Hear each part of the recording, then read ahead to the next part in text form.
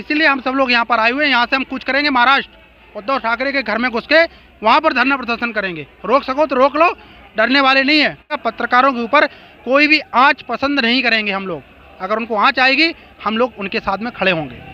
जिस तरह से अर्नव का व्यवहार हो रहा है, अर्नव के साथ, अर्नव जी के साथ हमारे जो व्यवहार हो रहा है, पहली बात तो वो युवाओं के एक आदर्श बन चुके हैं। एक देश विरोधी जो ताकतें हैं, जो देश के खिलाफ हमेशा तोड़ने के लिए, जो धर्म पे बांटती हैं, जो जाति पे बांटती हैं, जो हमेशा कहीं ना कहीं आपस में लोगों को लड़वाती हैं, वो आवाज़ उन्होंने उठाया कि नहीं, यहाँ पे आप गलत हैं। ये आवाज़ आपस में जाति में मत बटो, धर्म में मत बटो, जो सही है वो गौ माता हत्या पे उन्होंने आवाज़ उठाया। उन्होंने पाल घर में मारे गए साधु संतों के ऊपर आवाज़ उठाया। पूरे बॉलीवुड की धज्जियाँ उड़ाने वाले अगर कोई है तो वो है अर्नव जी। और अर्नव जी मैं इसलिए कह रहा हूँ क्योंकि वो एक राष्ट्रवादी पत्रकार है, किसी जातिवादी नहीं, किसी पार्टीवादी नहीं, किसी धर्मवादी नहीं, वो एक राष्ट्रवादी पत्रकार हैं। उनकी सज़ा उनको मिल रही है। ये अगर उन्होंने किसी पार्टी का सपोर्ट किया होता तो उनकी सज़ा ये इतनी बड़ी नहीं हो सकती, इतना मिलता ही नहीं। क्योंकि सीधे सीधे आज तक एनडीटीवी ने एक भी राष्ट्र विरोधी चीज़ें नहीं दिखाई हैं, एक भी ऐसा काम उन्होंने नहीं दिखाया जो देश के खिलाफ हो, फिर भी वो एनडीटीवी के ऊपर कोई आज तक आवाज़ नहीं उठाया। क्यों? क्योंकि वो कहीं ना कहीं एक पार्टी से मिली जुली सरकार है। तो अर्नव जी के साथ ये लोग जो कर रहे हैं, पहली बात तो अपना गड्ढा खुद ही खोद रहे हैं। अर्नव जी के साथ आप कितना भी कर लो, जो मारने का प्लान, उनको जो डिप्रेशन में डाल दोगे, उनको आत्महत्या करना पड़ जाएगा, ये सारा जो ड्रामा आप लोगों का रखा रह जाएगा। अभी क्या है कि हम लोग एक शांति प्रिय तरीके से लोगों को समझा रहे हैं, लोगों को पुलिस के सरकार के प्रति एक सभा निकाल रहे हैं, रैली निकाल रहे हैं कि शांति प्रिय तरीके से उनको छोड़ दिया जाए। लेकिन जब ये नहीं होगा तो कहीं ऐसा ना हो कि सन 2002 की घटना दोबारा दोहराई जाए। कहीं ऐसा ना हो कि 1965 में मारे गए साधु संतों का बदला अब लिया जाए। कहीं ऐसा ना हो कि 1947 में जो समझौता एक्सप्रेस में काट के आए थे बंदे पाकिस्तान से, उसका बदला आज लिया जाए।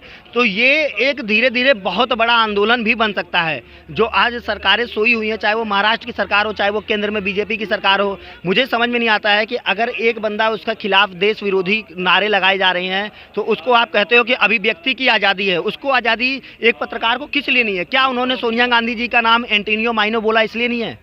क्या उन्होंने देश के लिए कांग्रेस का एक सारा का सारा पर्चा खोल दिया कि कांग्रेस इस चीज़ में है, इस नेता को लोग सपोर्ट करते हैं? कांग्रेस के नेता फ्रांस का विरोध करते हैं कि वो वहाँ पे मुस्लिम मारे जा रहे हैं। मैं कह रहा हूँ हमारे देश में क्या हो रहा है उसके लिए तुम्हारे पास समय नहीं है। कभी अर्नव के लिए एक भी कांग्रेस का नेता आप बता दो जिसने ट्वीट किया है या जो सड़कों पर उतरा है, तो हम समझे कि नहीं कांग्रेस देशवादी पार्टी है। कैसे मान लीजिए ये पार्टी ही विदेशी है, ये इटली की पार्टी है। अगर आप 2018 के केस में उठा रहे हो अर्नव को तो कोई बात नहीं, बहुत अच्छी बात है। पुराने केस में उठाना है, पुलिस की अपनी कार्रवाई है, इसमें हम कुछ नहीं कह सकते। लेकिन जब कोर्ट कह रहा है कि बिना समन के आप कैसे उठा रहे हो, बिना नोटिस के कैसे उठा रहे हो, उनको जारी करो, एडवाइजरी जारी किए होते, कोर्ट से परमिशन लिए होते। उसके बाद जिस तरह से घसीट के लेके आ रहे हो, ये कैसा रवैया है? पीट रहे हो आप उनको, किसी से मिलने नहीं दिया। क्या वो आतंकवादी हैं?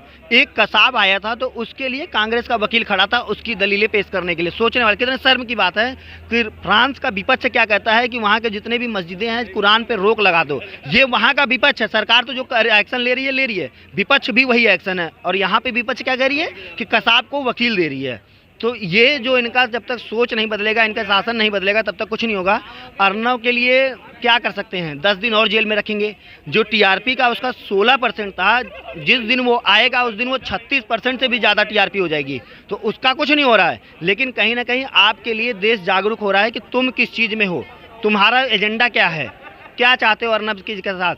क्या सुशांत सिंह राजपूत मरा, उसकी आवाज़ उठाना नहीं चाहिए था उन्हें? बॉलीवुड में सारे नशेड़ी हैं, टोटल नशेड़ी गजेड़ी हैं, ये सब के सब केवल नशे में पिक्चरें बना लेते हैं और देश का पैसा बर्बाद कर देते हैं। पैसा जाता कहाँ है इनका? पाकिस्तान। जाता कहाँ है? दाऊद इब्राहिम के पास। उनकी आवाज़ उठाना अर्नव जी के लिए गलत है। अभी कहीं पे भी आप पूरे भारत में धरने प्रदर्शन पे बैठ जाओ, आपको तुरंत उठा दिया जा रहा है। क्यों? क्योंकि अर्नव के लिए आवाज़ उठा रहे हो।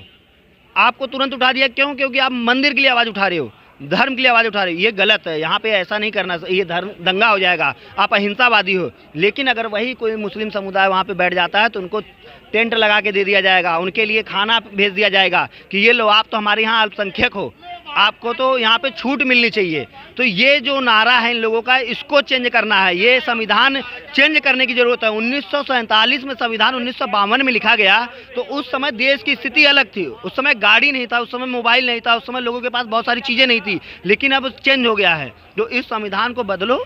और स्पेशली कहना चाहूँगा मैं माननीय मोदी जी से कि हम आपको आलू प्याज सस्ता करने के लिए नहीं लाए थे, आपको देश विरोधी जो ताकतें हैं उनको ख़त्म करने के लिए ये 300 सीटें दी गई हैं। सर, जिस तरह से अर्नब गोस्वामी पिछले 4 महीने से लगातार सत्य के साथ वो खबरें दिखाते रहे, चाहे वो पालघर के साधु संतों की हत्या हो या फिर सुशांत सिंह की हत्या हो या दिशा शालीन की हत्या हो, तो क्या लगता है आपको, जिस तरह से बॉलीवुड की जो पोल खोली उन्होंने नशेड़ियों की, जो ड्रग्स का मामला, क्या लगता है कि महाराष्ट्र सरकार बौखला गई है या बदले की भावना से उन्हें अरेस्ट किया गया है? देखिए, महाराष्ट्र सरकार का मैं एक एजेंडा बता दूं आपको। महाराष्ट्र सरकार केवल एक नाम बचाने के लिए इतने गड्ढे खनते जा रही है। महाराष्ट्र सरकार केवल आदित्य ठाकरे को बचाने के लिए कहीं ना कहीं बॉलीवुड केस में, ड्रग्स में या सुशांत सुसाइड केस में कहीं ना कहीं इनका नाम है, जिस वजह से इनको रोक दिया जा रहा है। अगर योगी जी कह रहे हैं कि ठीक है टीआरपी का मामला है तो उस पर सीबीआई इंक्वायरी बिठा रहे हैं, तो इन लोगों को आखिर में दिक्कत क्या है? सीबीआई जांच कराओ।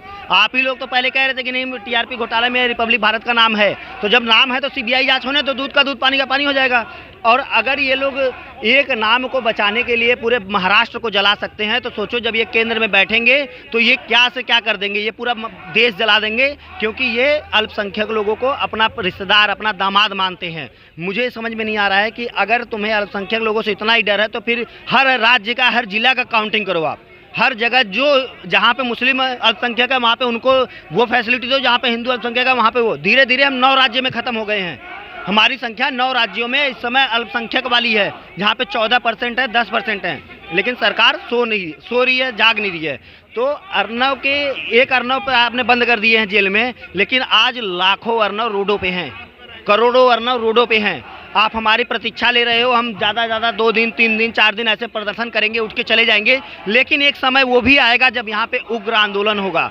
जब आप सोचो कि आप ये सोचो कि हम कश्मीर छोड़ दिए जैसे, वैसे सारा देश छोड़ दे, सारा राज्य छोड़ देंगे, तो ऐसा कुछ नहीं है। हम भी उग्र आंदोलन करना जानते हैं, तोड़ना भी जानते हैं, सर काटना भी जानते हैं और सर कटवाना भी जानते हैं। जहाँ धर्म की बात आएगी, जहाँ देश की बात आएगी, वहाँ पे राष्ट्र विरोधी ताकतों को यहाँ पे रुकने नहीं दिया जाएगा, चाहे वो बीजेपी हो, चाहे वो कांग्रेस हो, चाहे वो उद्धव सरकार हो। अगर आप देश के लिए करोगे तो जैसे आप 300 आए हो वैसे 400 सीट लाओगे, लेकिन अगर आप आलू प्याज दिखाते हमें रह जाओगे और कहीं ना कहीं अल्पसंख्यक लोगों का मदद करोगे तो फिर आप भी 300 पे से 100 पे आ जाओगे।